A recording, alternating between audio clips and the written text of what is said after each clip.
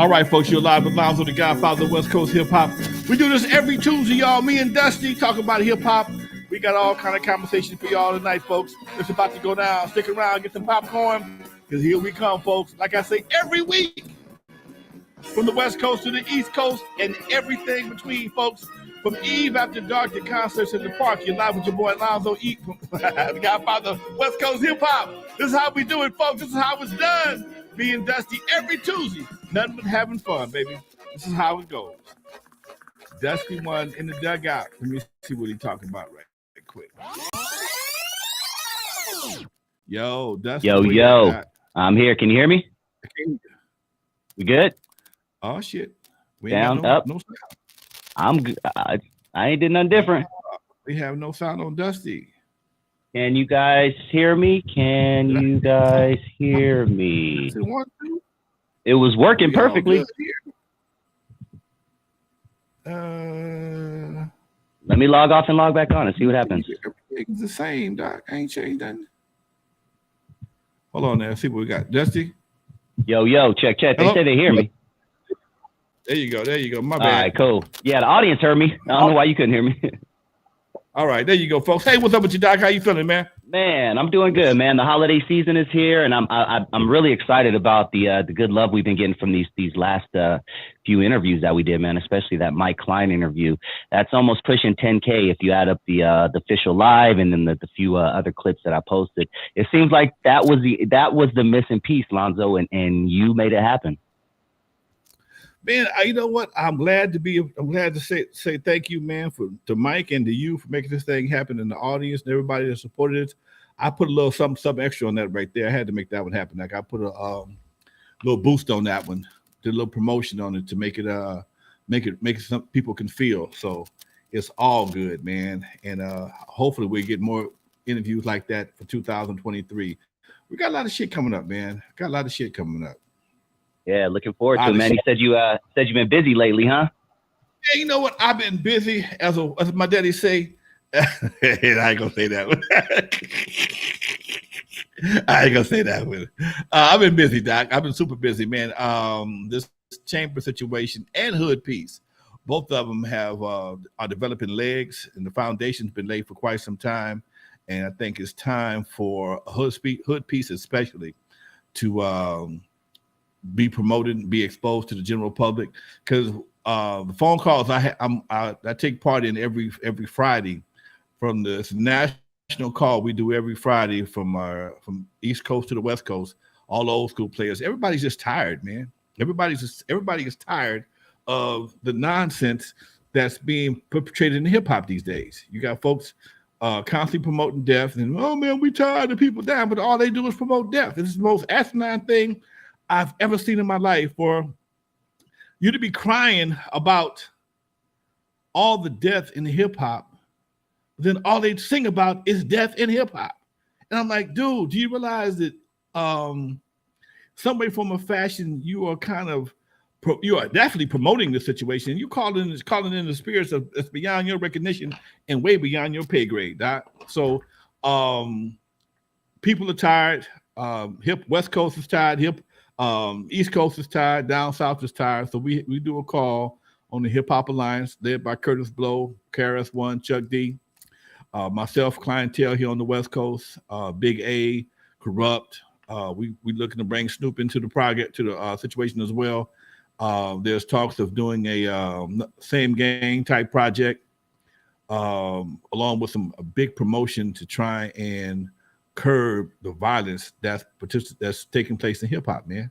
You know, this is not something. And all in the same gang. We need one of those. You know what? We need that. We need a video. We need a whole promotion. We need a whole mind shift, man, because folks think that death in hip hop is somehow another synonymous. And I'm like, dude, why do you feel that way? Why do you feel the streets have to be violent in order to be cool? You know, only our streets are like this, man. We're the only ones to do this shit. And it's not up to anybody else to fix this but us. You know, we allowed it to happen. This is our house. We got to clean it up. And that's what we're trying to do, man. You know, it's getting support from everybody. Everybody tired. People who non-hip hop folks are tired of hearing about the death, the robberies, the stupidity, and we got to step up. We got to stand up and step up. Simple as that. Yeah. We were around at this time. You were a little bit older than me, so I would love if you remembered. Around 89, 88, we've talked about this. There was a shift where everybody was pro-black. We're wearing the black, the African medallions, the red, black, and green. We're listening to X-Clan and Public Enemy and things like that. And then obviously the shift changed. We talked about that. But what did we do different to get everybody on that mindset back in 89 to where it's cool to be black, it's cool to be positive, it's cool to be powerful, and not the opposite? Because at that time, hip-hop still was being controlled by human beings. It was controlled by radio programmers, television programmers, video programmers. There was a lot of independent artists that could promote and produce product that was not counterproductive to that was not promoting genocide. And it was okay to be Square. It was okay to be De La Soul. It was okay to be MC Hammer. It was okay to be whoever you wanted to be. And there was a variety of artists that brought flavor. And most of your artists were entertainers. It was entertainment. Hip hop was about entertainment. It wasn't about trying to be hard. The streets had not infiltrated hip hop yet. Okay, the streets were the streets, and hip hop was hip hop. Now the streets and the hip hop seem to have merged in some way, form, or fashion. And it makes people think that you got to be hard on record and on the streets. Ain't nobody dancing no more. All people dancing is twerkers. Okay, you see people dancing in the shows, but in the award shows. But when it comes down to actual videos, people don't really do that no more. They walk around, they flex and they floss and they throw up gang signs. They break out guns, whatever the case may be. And it's not conducive to anything, man, other than death and destruction, Doc. And that's keeping it 100. But back then, it was, again, we had a group of youngsters that was the late 80s. Well, Chuck and them guys, all of them were around in the 70s, and we saw the Black Panthers, okay? We all saw the Black Panthers. We knew there was a movement against the community, and we watched people older than us make a move to try and make things right then. And then some of us still kept that same attitude when it came to our community. And then all of a sudden people came in and was like, fuck it, we ain't doing it. We're going to do this right here because folks is getting paid for selling dope. And that right there was just was another tragic story in our community. When they flooded our streets with dope, gang violence followed that. And like I said before, we've always had some type of gang activity, always had some type of drugs, but it wasn't until the drugs and the gangs mixed together, you got that Reese's Pieces effect, and that shit just blew up and became the national pastime, and everybody wanted to be the next big dope dealer. Meanwhile, Bill Clinton and everybody else was changing the dope laws and changing the laws. 3 strikes, you're out, and folks was getting more time. It was getting basketball scores for time. So, and that then all of a sudden, somehow or another, surviving the pen, surviving on the main yard of the pen became the thing to do. It was no longer about going to college or being educated. It was because back in the day, it was about being educated. Brothers was going to school a lot more, especially during the Cosby age. The Cosby years, folks were going to college. Okay, all of a sudden, college became Square and getting you. When Different World was on, there was nothing more than I wanted to do to go to college, man. When Different World was popping, all that. And think about TV now, and all you see is gangster shows. Everybody's a gangster. Preachers is gangsters. Okay, so you would think everybody in this mama was got to be hard. I mean, I like 50 Cent. I enjoy watching the shows, but I understand the difference between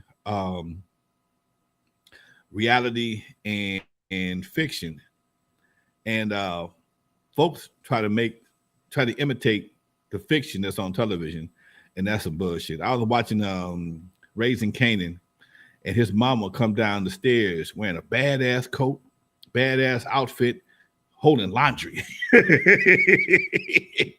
He was carrying laundry, but she put the laundry down to go outside in the streets. I'm like, come on, man, that's some bullshit. Okay, that's some bullshit.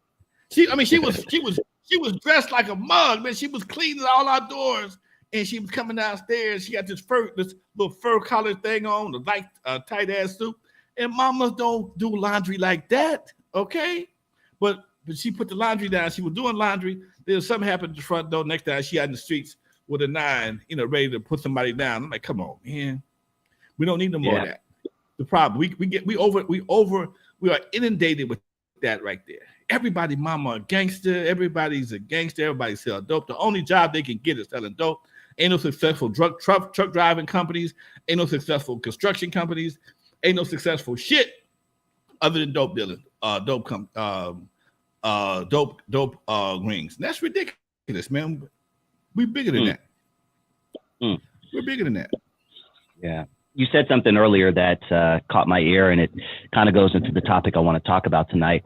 But you said something that struck a quote that someone said on a podcast. I can't remember who it was, but he said, there was a time where street dudes wanted to be rappers. Now rappers want to be street dudes. Yeah, yeah. Total different mindset. Yeah.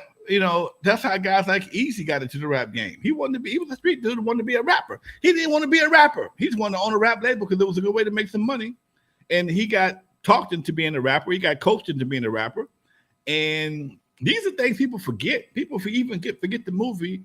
I mean, I'm sitting in the studio when a brother did his first demo at, and he wasn't out there doing ciphers and doing showcases trying to be a rapper. He was a brother that from the streets that had a little bit of money and was talked into getting on the microphone after his buddy pretty much hand carried him through the whole track. And it is what it is, Doc. Yeah. But now you got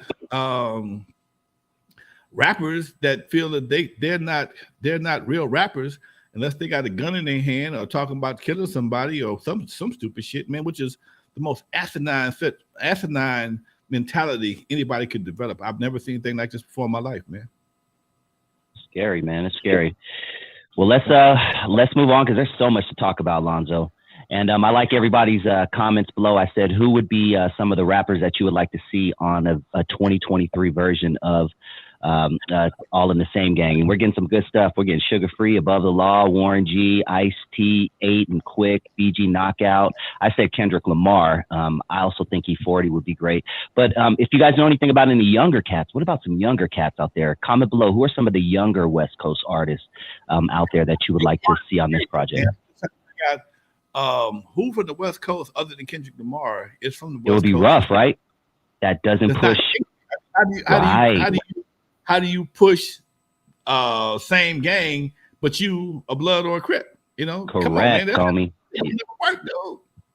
That's why we can't have no disrespect to the DJ Quicks and all those people, but they still talk about what they do or what they've done in the past. No, we want people like the Kendricks.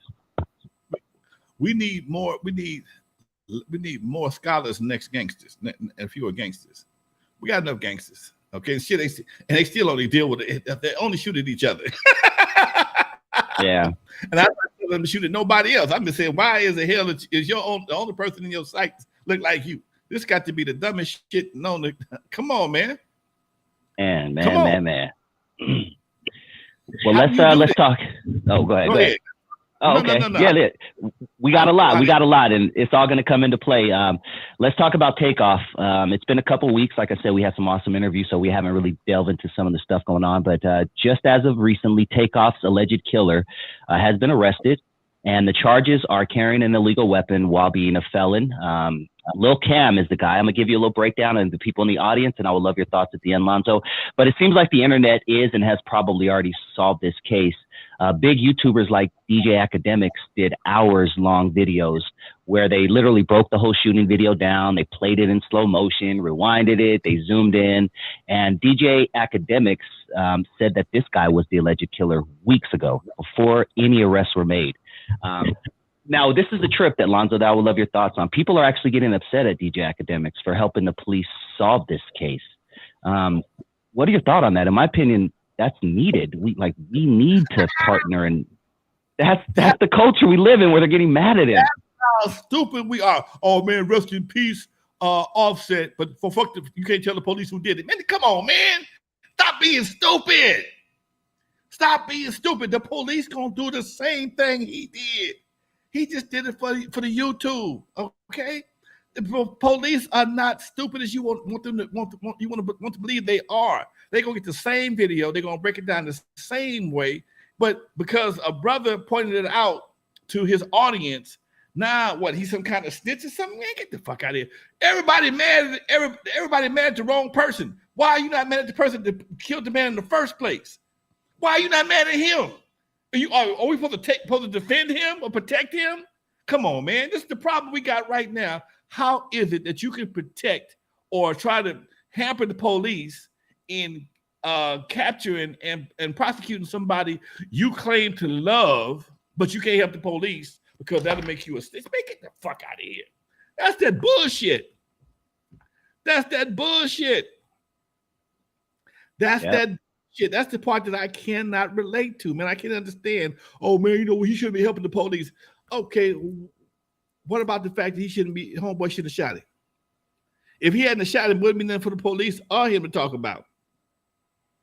If he hadn't shot him over some bullshit, there'd be no video of him shooting the man, nothing for DJ Academics to talk about, and nothing for the police to investigate. But that's the part he shot him, and that's the streets handling. Get out of here with that shit. So somebody else can go to the penitentiary for shooting somebody. Come on, man.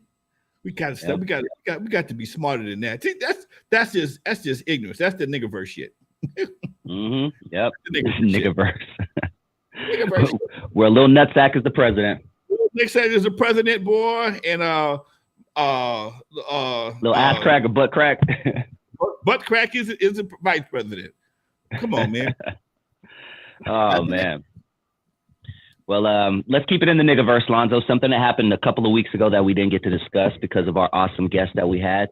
Atlantic rapper J Money was robbed and shot in L.A. He is alive, but as late check, he was in critical condition, but he's now stable. But he thought it was a good idea, Lonzo, to rent a Rolls Royce, and whilst wearing a big ass chain and big ass watch and drive around LA. He was robbed and shot outside of a high end luxury apartment in Koreatown. Rents there go upwards of $6,000 a month, apparently. These rappers just think that because they're staying in a nice neighborhood, that shit won't get ugly for them. Is it time, Lonzo, that we stop flaunting our wealth even as civilians? Like maybe it's not time to stop. There's some hungry motherfuckers out there. I stopped wearing my gold chain. Like I don't even like driving my Lexus. Rich people, real rich people, you don't never see their money, man. We're the only ones that feel if we can't drive it or wear it on our body somewhere from a fashion, it has no value. Okay, I was just telling a friend of mine today, if you ever ride down right off Crenshaw in Wilshire, go down through Rossmore, okay? Go down Rossmore, take Rossmore all the way down to Melrose. On both sides, some of the biggest, baddest houses you ever want to see. And most of the time in the driveway, it's a Toyota or something else. It's not a Rolls Royce. You might see a Mercedes or two from time to time in the driveway. I don't know if they got in the garage, but they everyday cars, these big houses. I'm talking about huge houses, okay? Family houses where families live in. This is generational occupancy, okay? And it's just amazing that we have been conditioned to show our wealth, wear our wealth or drive our wealth. If you can drive your wealth or wear your wealth, you're not really wealthy. You just temporarily rich, okay? If you can get robbed at the light for your money and be broke, you got problems. And it's amazing, man, how artists will get money and can't wait to give it to somebody else so they can look like they got some money. I don't understand that, okay? And then in 5-6 years and all that stuff, means no good, has no value to nobody else. It's over with. The limelight is off. That shit is in the pawn shop, or it's no longer sustainable for you. And you back at your mama house or an apartment, you're gonna tell everybody how somebody screwed over you. Ain't nobody screwed over you. You screwed over yourself. Because could nobody tell you shit because you thought you was winning. Okay, you got to win to the end. You can't win the first 3 quarters to say you winning. No, you got to win to the end, dude. You got to win to the end. You can't win the first quarter, second quarter, halftime, third quarter. All of a sudden, you still went. You still up by a few points. By the fourth quarter, when the whistle blow, fourth quarter, you ain't got no money. That's losing. You just won for a short period of time. You were the head of the game for a short period of time, but overall, you lost. Overall, you lost. Yep. And that's the part they don't respect. They think if they went in for a short period of time, that's a full-time win. When you look up and you, I ain't gonna say my age, you 50 years old and still got some of your money that you made from back in the day, and you got some sense along with it, and you got some property, and you learn to do something with it other than to wear it around your neck or on your fingers to drive it, then you know how to win. You don't know how to win. These cats they don't even know how to win. Okay? They play, get lucky, and don't know how to win. And that's something that I think in 2022, almost 23, we should be way past that by now. You would think. Thank you, B41, for dropping $10. We really appreciate every Cash App chat that you guys drop. It's really appreciated. You know, I know it's holiday season and you got other things you could spend your money on, but if you appreciate the facts of Lonzo spits, we definitely would appreciate that. And thank you so much, B41. Marlon. Good looking out, Marlon, man. Thank you. That makes my heart happy. I think Martin might be probably one of the number one sub for this show, man. He is on my channel as well, man. That dude shows so much love. He tunes into my shows every Saturday. That's my dude, man. He got to be the number one subscriber on the show, man. Him and Rashard Cobb, and Sedborn, man.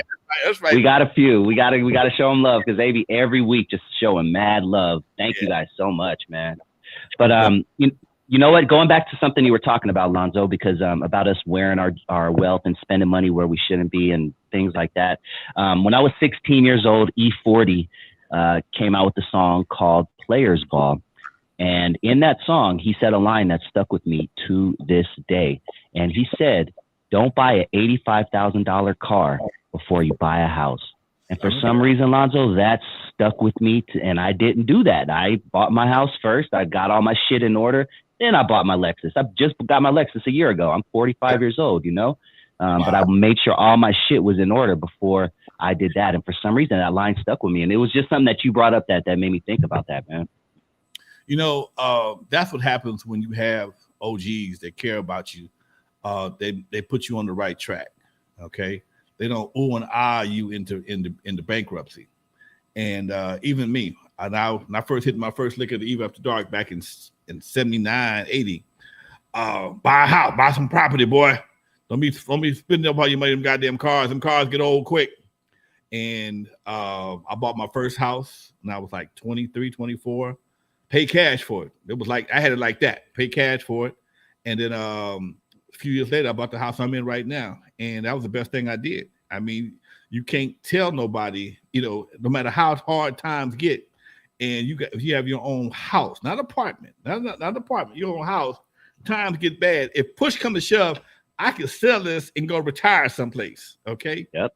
I have an investment in this. I ain't got no investment in an apartment building. In fact, the owner of the apartment building can sell that apartment building and go retire someplace, and your ass might be homeless.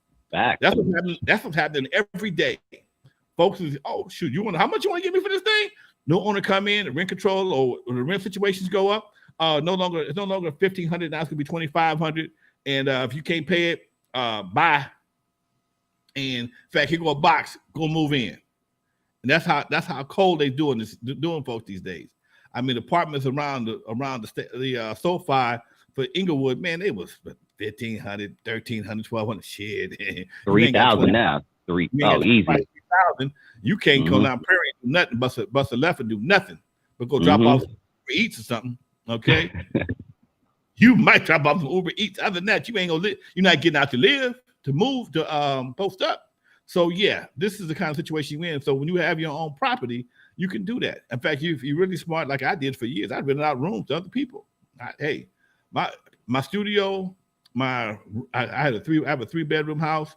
I rented out rooms to various people over the years. Studio, my house note was paid for through other revenue streams that the house generated. So that's the advantage of having your own property. If you let somebody sublease a room in an apartment, see how fast he evict your ass. Exactly. You said 3 people, not 17, motherfucker. Okay, so anyway, folks, that's just a little bit of game. I got to drop it on you because people drop game on me, and and you got so-called OGs that ain't really OGs these days, man. They don't tell you. It will tell you how to go get your ass a case, how to go, man, how you let somebody do you like that? You know what? If someone ever says that to you, go in the op. Do not be friends with that person. If everybody ever said that to you, how you gonna let them do that to you? Do not be friends with that person ever again. Because sometimes, man, you can't let most of the time you cannot let your emotions control your actions, and that's the part. That's the part that gets you locked up. Man, go handle your business, man. I'm finna go home. Okay. What? Are you gonna let the nigga? Yep, I am. Because today ain't today. Because he gonna do something. I'm gonna do something. In fact, let me tell you a quick story. True story. Please. Just happened to me last Wednesday. Back in the day, me and my partners, we had an issue. My street and the street around the corner, we always fought. They was kind of the bad dudes. We was the good kids. We wasn't no punks. We just didn't like them messing with us. My partner, my best friend got into a hassle with a dog over a dog. It wasn't even my dog. It was my partner's dog. Okay. My partner, his dog beat up the other dude's dog. And because my partner didn't go to school with us, they told him they was going to beat me up because I was his friend because his dog beat up his dog. I don't like the damn dog. Why am I in this shit? So my partner said, man, I can't let you get jumped on. I'm going to go around here and fight this dude. Just come by and watch him. Come and watch my back. I go to watch his back. We drive over there in my hoopty, roll over there. I'm sitting on the hood watching my partner and this dude tangle up. My partner started winning. He's a country dude. He was handling. They come out at the house with them big old Thanksgiving forks. Y'all seen them this Thursday, big long tenderizing forks, and they tried to stab my boy. I go, and I'm a low rider. Back then, everybody kept a bumper jack handle by their door. I grab a bumper jack handle. I put a little work in, crack some ribs, crack a couple foreheads. All of a sudden, go get the gun. Now it's time to go. We leave. We're talking about 1973, 74 youngsters. And we leave running. But I left my car. My car is still there. So I go home, get my mama's car, and I stopped by my daddy's house. I had an old 22 bolt action rifle, just shy of a musket, one bullet at a time. I'm going to get my car. I go get my car, man. I looked around there. They just taking all my 8-tracks out my car, kicking my doors and stuff. And I go to get my car. And anyway, it wasn't nice. The guy tried to take my car from me, tried to take the gun from me. I shoot at the ground. Make a long story short, we finally got the car back. And we committed a few acts of terrorism on their ass. I ain't gonna get the detail on this video, but we had a few acts of terrorism to keep them in check. Oddly enough, I go to a church function, a buddy of mine's a pastor, and who walks in the room other than the brother that we had committed acts of terrorism on back in the 70s? There he is. And guess what? He was glad to see me. We didn't talk about it. But I know what I did. He know what happened. But you know what? 2 old dudes can laugh about that shit today. That shit was 40-some years ago, man. Maybe 50-some years ago. We can laugh about that today. And yeah, we was trying to be badasses, but we wasn't trying to hurt nobody. We just wanted to just leave us alone. Leave me alone. Don't mess with me. That was my only message. I wasn't trying to catch no case, catch no body. It wasn't about all that right there. And because I didn't catch a body, I didn't catch a case, we committed acts of terrorism, hood terrorism, as you want to call it. But for the most part, man, because we were able to get past it, we can laugh about it as old ass men today. And that's, I ain't gonna say that's what it's all about, but the show beats anything else, man. The show beats going to the penitentiary or going to a damn funeral. That's all I can tell you about that right there. Man, Lonzo, dude, dropping that game, man. You know what? Since we're talking about childhood and things like that, I want to keep it on this subject because I was watching a Montel Jordan interview, the 90s singer. This is how we do it. This is how we do it. He has a Vlad TV interview, and he said one line out of a 15-minute clip that I was watching that stuck in my head, and I would love your thoughts on it, especially since you grew up with the father who was in your life. Montel Jordan said, here he goes. He said he never joined the Crips because he was, quote, more afraid of Mr. Jordan, his dad, than he was of the Crips. I thought that was so powerful when he said that. It was just the one line that he said, and I was like, oh my God, that hit me, dude. Talk to me about your pops and how, it sounds like you not only respected him, but you probably feared him a little bit as well. Man, my old man, he was like 5'9", maybe 5'10". He wasn't that tall, but he had big wrist, big ass forearms and shit from swinging axes and shit as a kid and doing what he did. And his hands was rough as concrete. So the one time he whooped my ass, okay, with his hand, I figured out this is not going to be a good look in the future. So, and he was a smart old dude. He never really hollered, okay? He never hollered, but he would tell you stuff in a way that when you did something messed up, you cry and apologize, okay? You cry and apologize. Me and my sister both, because my daddy had us so psychologically tuned in. He was so psychologically tuned into us. He could just say, "Man, you know what? I'm just disappointed. Go, just leave me alone right now. I don't want you being around me right now. Just go in the house."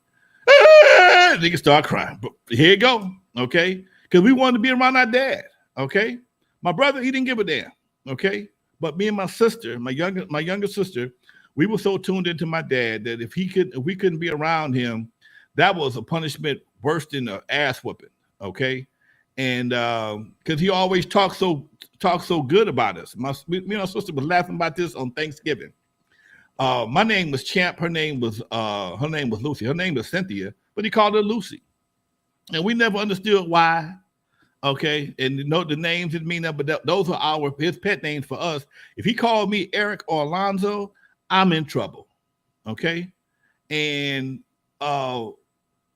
when he called me with that money that time, I was about 18, 19 years old. Called me with the money. Called me with the money from Alpine Village. I was scared to death, and I hadn't done nothing. Okay. Remind everybody, he thought you were selling dope, but you were really DJing at Alpine Village. He was about to dig off in my ass. Say, "Hold on, man! No! I ain't doing that like that. Come on by Alpine Village and see what I'm doing." Okay. And he's boy. He thought I was bullshitting. And like, dude, oh man, he was hot. He thought he caught me. He thought I slipped up. And like Montel Jordan, I was afraid of that dude. Okay, I was afraid. He was not to be messed with. Okay, I see my old man handle some things before. Like, damn, not to be messed with.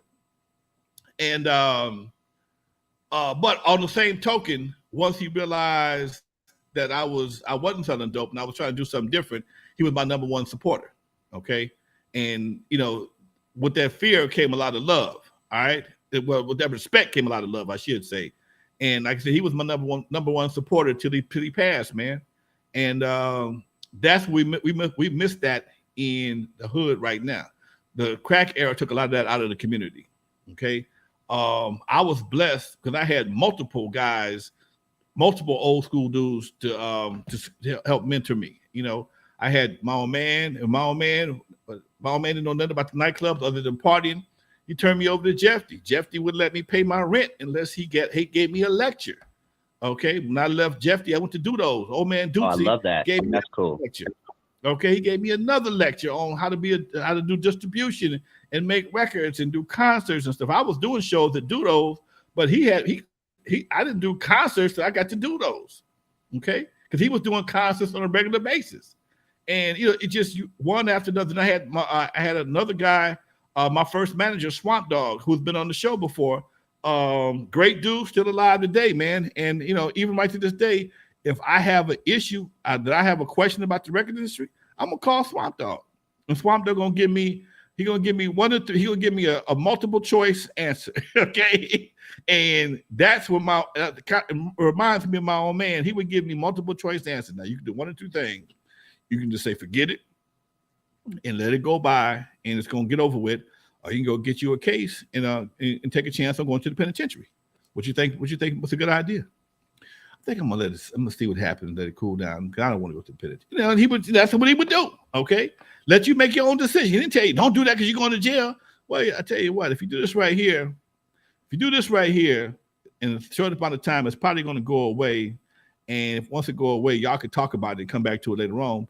But if you go do what you're going to do right now, you're going to probably live to regret it.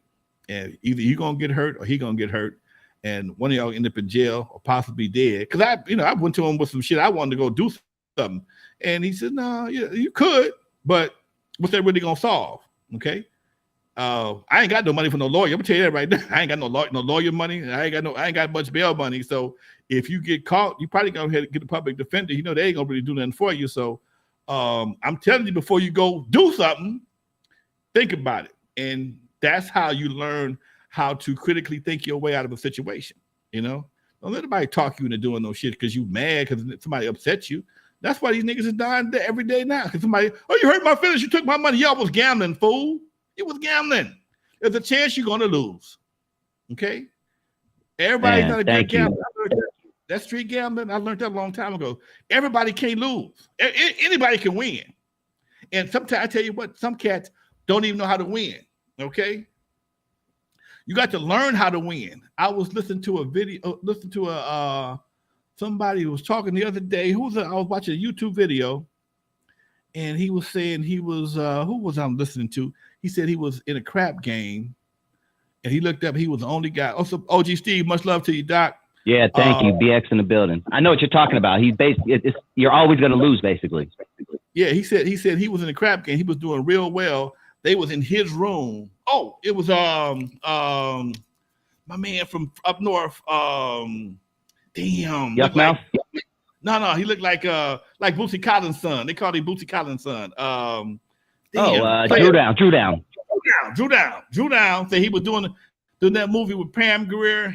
Yeah, and, I saw it too, everybody. Yeah, and he said it was in his room shooting dice, and he realized that he was doing real well. And he said, "Damn, I didn't want all these cats money. Let me go to the bathroom." He went to the bathroom, busted the left, went downstairs, and got another room, put the money up, and then that's when he ran into Pam Grier and some other stuff. But bottom line is, he had enough wherewithal of mind to, oh shit, these niggas can jack me and kill me. Let me get out of here right now. I'll be right back. I'm gonna use the bathroom. I'm coming back. I think he might have came back, but he said he wouldn't got another room, got rid of the money, and that way they wouldn't know to come back because the cats would do that on you, double back on you. Next thing you know, you a body. Okay, toe tag and everything. So you just can't. Oh, I got your money, fool. Woo. Nah, man. You can't go out there and be who banging on somebody you took their money. You don't know what that money meant to that fool. He probably couldn't afford to be gambling. He might have been just flossing for the hell of it. He out there floss gambling and lose. Now he got problems, and you got his money. Now it's finna be a robbery. Okay?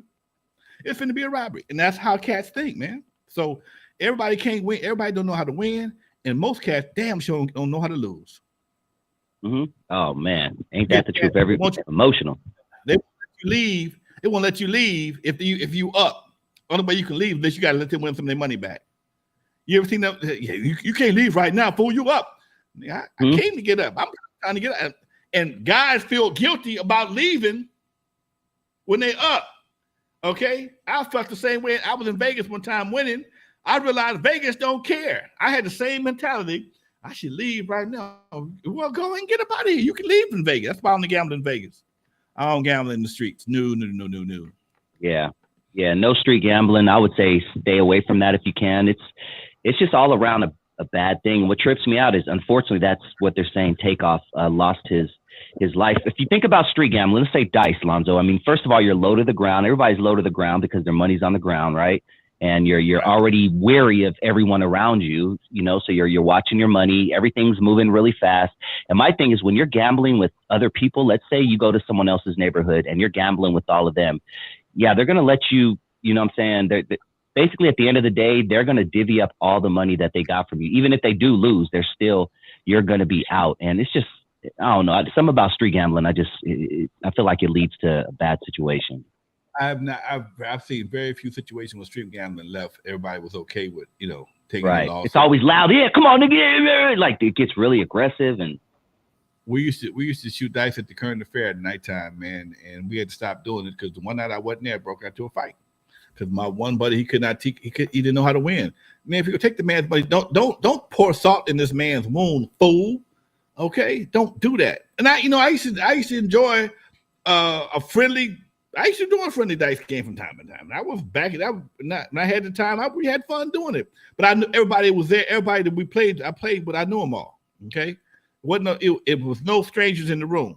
Okay, it was no strangers in the room. Right, and that's cool. That you know, it's a family game. And we ain't paying for about $1 or whatever. Poker night, all that's cool. But yeah, you go to somebody's hood that you don't know or just met or whatever. Nah, man, don't do that. I saw Uptown Saturday night. They walked in and robbed Madame Zenobia of everything. Oh, hell no. Hey, first of all, let me let everybody know, hit that like button, please. If you haven't already, hit that subscribe button. If you are new to the channel and you like what you're hearing, we really appreciate the donations we've gotten from OG Steve, Marlon, and B41. You guys are super dope. There's a couple people, Lonzo, in the comments that mentioned a couple of old stories that you told, and I would love for you to retell them again, because one of them is one of my favorite stories. It always makes me laugh at the end. Fade to Black says, I like the story about the Kung Fu dude that was fixing your car. Please tell that story. I'm going to sit back. Even if you want to rush through it, tell it slow, however you want to, because there's a lot of people who don't know the story, but this shit's hilarious to me, dog. I ran for that spot the other day. I thought about that situation. It was just, you know, I was feeling myself, man. It was a wrecking crew had just was about to jump off. We had our first gig. I had a van. We had a gig in Sacramento at this place called the Vortex, and I was looking forward to it. And I put my truck in the van, the truck in the shop. I had to get a little engine work done to it. And the homeboy promised me he'd have it ready in a week. And a week passed by, no truck. 2 weeks passed by, no truck. 3 weeks passed by, no truck. So I'm like, man, come on, man. This little short dude, he was an Asian dude. And I figured, me and my cousin, I said, I'm gonna threaten to whoop his ass. Because I had been doing this. I'd been a bad. I called myself a badass for a while. Hey, man, I was winning like these other cats. I was winning. I had a few fights at the club, and I was doing all right on the streets. So I was feeling myself. So homeboy said, man, look, man, I want my goddamn car fixed. There's gonna be some problems. He looked at me, little short dude, he might have been 125 pounds. He said, oh, no problem. Go in my office. I'll be there shortly. I walk in the office. I look around the room. This motherfucker got trophies and pictures from kicking ass all over Korea. Okay, he's the king of ass whooping in Korea. He just got a transmission shop in LA because he want to do something different. And he let me sit there for a good 15 minutes, soaking all his trophies and all his ass whooping accolades and awards and shit. And when he came in the office finally, he says, is it going to be a problem? No problem. Take your time. No problem, bro. You got this. Okay, take your time. Okay, he wasn't no joke. Okay, so I refuse to let a guy's size. No, never underestimate a guy's size when it comes to getting your ass whooped, because he tore my ass up. That's a true story. I'm crying over here, dude. I tell these stories not to show how I was a badass, but to show you how you can get caught up thinking you're a badass. Okay. And that right there, the absolute true story. Homeboy put me in that room and all the trophies. I mean, he's kicking over cats' heads, 6'3", 6'4", and standing over people and shit. Okay. All right. This dude ain't no joke. He take his time about, fixing my truck. Ain't no big deal. When you do your life story on film, please include that. Please include that story. Oh man, that's hilarious. A couple of stories didn't make my book because it was just too long. And another true story about me getting a reputation for being a badass was I might have told you this, I'm not sure or not. I was at Total Experience. We had promoters back in the day. A lot of promoters had a bad habit. If they lost money, they want you to give them a break. Okay. But if they had a good night, they wouldn't give you a bonus. So this one dude, he had lost like 2 or 3 times in a row. And I kept giving this guy love, kept giving him love. I said, man, I need my money. Hold on, man. I'm going to give it to you. He owed me like $150. I'm going to give it to you, man. Don't worry about it. I got you. I called him on the phone and he don't answer. And then I just leave a message. That's when you had voice machines and shit, voicemail and stuff. And I'm just wrapping up a gig, the Total Experience on Crenshaw. I'm parked in the front. I got my van. I got my 2 boys. They sit in the van. We just got to load the truck up, and homeboy pulls up. He pulled up in his nice Mercedes, nice 72 Mercedes, nice clean trench coat on, and he just on one. Got his girl in the car. She fine, and I'm not trying to bust on him or nothing. Hey man, look at bro. Where can I come out and get that little change? At 150. Oh man, why you gonna jam me up tonight? I didn't jam you up. You ain't answered the phone. I got you here. Tell me when I can come by. I ain't jamming him up for that night. Tell me when I can come by and get it. Man, fuck you. I ain't giving you shit. My feelings got hurt. My feelings got hurt. I'm like, what? And he started flossing in front of his girl. Oh, hell no. So I walked right on this girl's side of the car, leaned on the car, and I was just getting over a cold too. I reached back in my throat, spit right past her, hit him dead in his face with a big ass yellow loogie. Bye out. Nah, it's on. Nigga, let's fight. Let's do this, okay?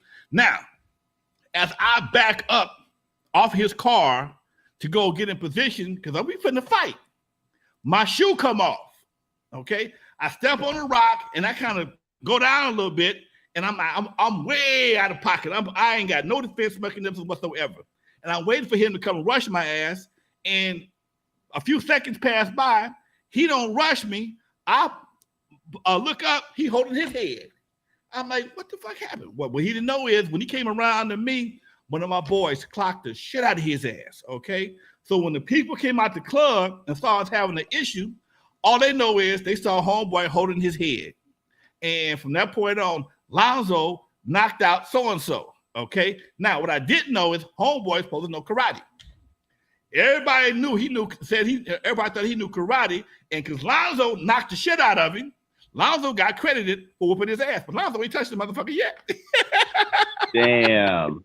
True story. Damn, and you could have got your ass whooped because he knows karate. I was too stupid I ain't checked this guy's resume. I don't know nothing about him. All I know is he owed me some money, and he had to whoop my ass. And I just spit past this girl to get him. You gotta whoop my ass. Damn. I'm asking for an ass whooping in the worst way, but at that point in time, I didn't care. Emotions got the best of my common sense, and I did something that was really stupid. And if somebody did that to me, I'd be ready to whoop his ass too. Okay, you spit past my girl. I mean, right past her. She might have got a little residual. And she got a little. That's what I was gonna say. She got some residual. You got a little bit, okay? And he hit him right in his face. I mean, it was nasty too. And I said, "Yeah, nigga, come on, let's do this, boy." That's one of them times you have to respond. This the piss standing up. You can't piss standing up no more if you let somebody get away with that right there. Okay, you have to sit down and piss from that point on. And when he walked behind that car, I don't know which one of my guys hit him. I swear to God, I don't. All I know is my boy clocked the shit out of his ass. When I stood up, he was holding his head, and he was talking about, "Yeah, man, all right, I got your money. I get your money. I got paid a couple days later. Ain't no bullshit. No bullshit." Man, good story, dude. Emotional scene, man. Lonzo don't be playing. He fucked up so and so, man. He whooped that nigga's ass. That nigga supposed to know to be a black belt in karate. Yeah. I ain't tell him no different. Keep that story going. 30 some years later, the truth comes out. I didn't tell him no different. Fuck that. I took that credit. Yeah, I took credit for that ass whooping. Hey, I keep that one too. Hey, someone said, Unc got to tell some more club stories. The hand cannon Desert Eagle stories had me on the floor. Which one is that? Oh, that's the one when the guy we just opened the club. Okay, the guy, we just opened the club up, and Jeffy had a no bullshit policy at the club. He had me on pins and needles for the first 4 or 5 months, and these two guys was arguing in the club, and me, my brother, Roscoe, who was Jeffy's son, we're gonna escort these guys out the club. So we escorted them out the club. We're going down the back door, and doors, 2-story club. We're on the 2nd floor. So we go down the stairs, and I'm in the little guys in front of me. I'm between him and the big guy. My brother's behind him, and Roscoe is behind him. So as we walk out the club, the little guy takes off down the stairs, and when I get outside, by the time he get back, he didn't came back to his car. He got a goddamn Desert Eagle about yay big, okay, a big ass Desert Eagle wanting to shoot this dude. I can't let him shoot this dude, but homeboy didn't want to get shot. He behind me, trying to hold him. Man, he gonna shoot now, nigga. You gotta let me go, motherfucker. I ain't in this shit. So me and this dude circled my van like 4 or 5 times. Homeboy with the gun is crying. He's crying. He wants to shoot this guy. I'm like, man, Lonzo, move. My brother, they didn't close the door behind me. I can't go back upstairs in my own goddamn club. I can't go back upstairs. They in the window looking like Rapunzel and shit. Lonzo, you got a gun? Pull your gun up. I got a 25 automatic. I'm not pulling this goddamn pea shooter out against this motherfucker. It ain't gonna never happen. No. Like, Harlem Nights. Be like Harlem Nights and shit. No, I'm not Harlem Nights exactly. I am not pulling this little motherfucker out against this goddamn hand cannon, right? So we circled this van. Homeboy would not, this dude was like my shadow. He would not let me get from in front of him because homeboy was ready to shoot him. All the reason why he didn't shoot him, because I was in his goddamn way. And homeboy behind me, he's sweating bullets and nervous as fuck. Finally, after it seemed like about 20 minutes, but it might have been about 4 or 5. Homeboy with the gun, his girlfriend was in the window next to my brother and them. Don't shoot him. Man, please listen to your girl. She came down crying, took him and that big ass gun, and they left the club, man. And homeboy behind me, that nigga damn near pissed on himself. Damn, dude. Everybody in the comments is loving these stories, man. You know what? Speaking of guns, Lonzo, let's end it with this. One of the bigger stories this week is Charleston White. Now, Charleston White pretending to pull a gun on a Chicago podcaster. Are you familiar that it was all an act? It wasn't the real deal. No, I heard about it. I haven't seen no video. Let me update you. Because I can't lie. I watch Charleston White every day. I can't lie. I give a good 30 minutes of Charleston White bullshit in my life every day. So Charleston White pretended to pull a gun on a Chicago podcaster. First of all, they weren't in Chicago. They were actually in Texas. Secondly, and this is all fact. I'm not saying anything that hasn't already been proven. Charleston White has already came out and admitted it. The podcaster, like all of that. Well, they didn't know at the time. Let's keep it going. The gun was fake. If you see, he cocked it, like there was certain ways he cocked it that if you cocked it twice, like the bullet's supposed to the certain little things like that. If you know guns, you know that. He did it. Charleston White admitted he did that because he felt the interview wouldn't go viral because they were having a normal, good conversation. And he was like, man, this ain't going to go viral. And he thought he was looking out for the podcaster. So he said this podcaster talked to him and Charleston White was giving legit answers and he wasn't in his character. And Charleston White's like, this isn't going to blow up. So he wanted to help the podcaster. So he went into Charleston White character. That's when he jumps up, pulls out the gun. And he said he wanted to do it to help the podcaster out and get more views. So that's the whole story. After hearing everything, being updated, what were your initial thoughts when you saw it? And now knowing everything, what are your thoughts? And I personally kind of knew it was fake because Charleston White has done this 5-6 times already. He's supposedly shot himself in a club and then next day he's up dancing. And then I was joking. He knows how to manipulate the internet. He knows how to say things that are going to go viral. But what are your thoughts on all that? First thing I said, he ain't that stupid because he's a goddamn felon. He can't have right. in another First state. Thing, right with this right here. Goddamn well he can't carry a gun, because he does. He gonna get himself 5 or 10 years just on the strength. And I was trying to figure out what the exact details were, but I kind of lost track of it. I've been doing other shit for the last couple of days. I heard a lot about it, but I didn't see the actual video. And I'm like, that don't make no sense, because people, man, your boy pulled the gun on the podcast and said, man, that don't sound right. I was at the gym. They talk about it at the gym the other day. Yeah, your boy put the gun on the podcast and he done.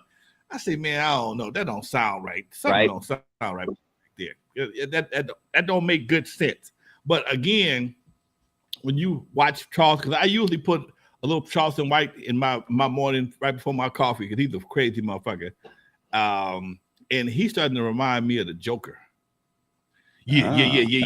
He be laughing and shit. He be doing shit. Yeah. Like that. Yeah. And that's all his character. He even said that part. That's part of his character. That whole talk. And when I interviewed him 3 years ago, Lonzo, it was like talking to a normal dude. He didn't say yeah. He didn't do none of that. Like if you go to my interview from 2020, nothing. He was just a legit dude, and that's probably why it didn't blow up. But yeah. That's all character. I ain't mad at him. I'm happy for him, and if it works for him, it works for him. I don't have a character. Maybe that's why we ain't blowed up yet. But and I can vouch for that. The Lonzo you see on this camera is literally the same exact Lonzo you're going to get when you're sitting in the room with him talking. Yeah, and if I got to be a character to blow up, I don't know. It ain't what I want to do. I'd rather be a solid mentor to some folks here that can use some of these stories and some of this game I drop. Hopefully, they can share it with some folks that can use it. Because the people that on the podcast, they don't even need me. They just want to have a reference that they can share with somebody else. And sometimes that's all you need is an OG to solidify what you already know. Because if they didn't know, they wouldn't be here already. Okay, they know something. That's why they're here. And sometimes you got to give them some stories or some anecdotes to share with some youngsters in their lives, whether it be their kids, a nephew or niece, or whatever the case may be. And that's what I like doing, man. I was talking about somebody today. I was doing an interview with a bank. They like to thinking about donating to Hood Peace. Well, what do you do? How many kids do you mentor, Mr. Williams? And I'm like, you know what? I thought about all the guys that come through the studio, but I forget about the podcast.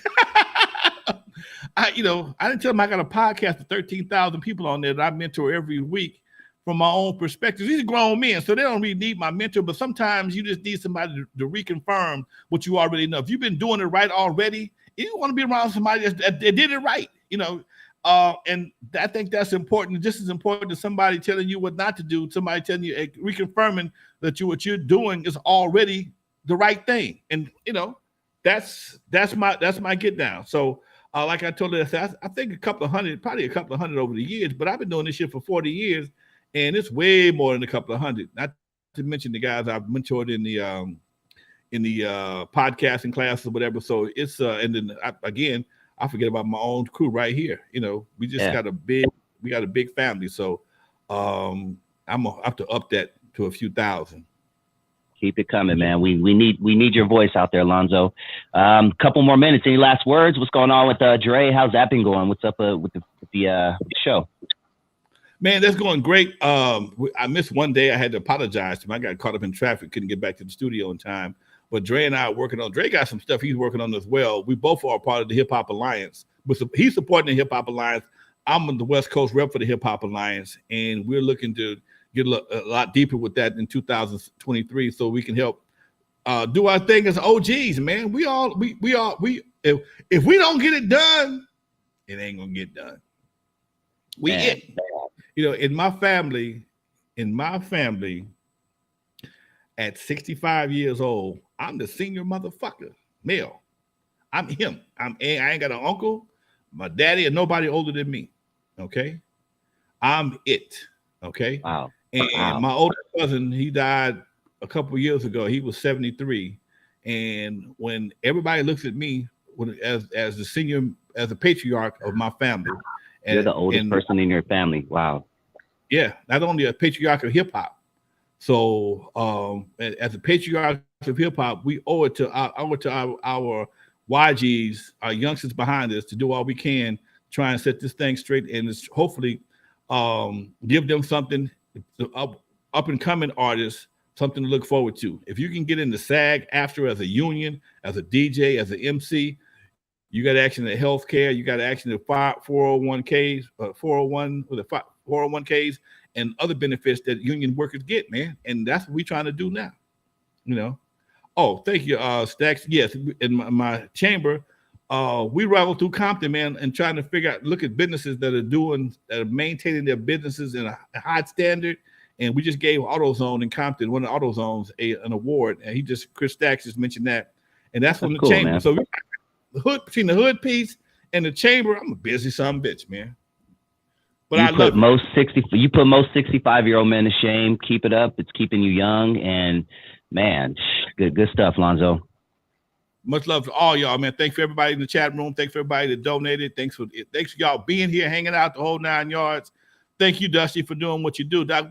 Keep people asking, are we gonna do a special show for the end of the year, man? We got to. Let's plan it. Let's do. We go. You know us. We're gonna do something. Let's do it. Sign in something. We're gonna make something happen. All right, folks. Don't forget, y'all. If you haven't downloaded the Compton Entertainment Chamber app, please do. It's absolutely free. Go to Android or iPhone. Compton Entertainment Chamber. Download the app. Keep you abreast of what's happening in the CPT and what we're doing down here in Compton, folks. In the meantime, Dusty, much love. I'll see you next week for sure at the party, boy. Yes, I might bring you a drink or something. I'm gonna drink some of that tequila you be having over there. So yeah, folks, man, I can't we wait. out of here. We out like last year's calendar, baby. Peace. Much love to y'all. We're out of here.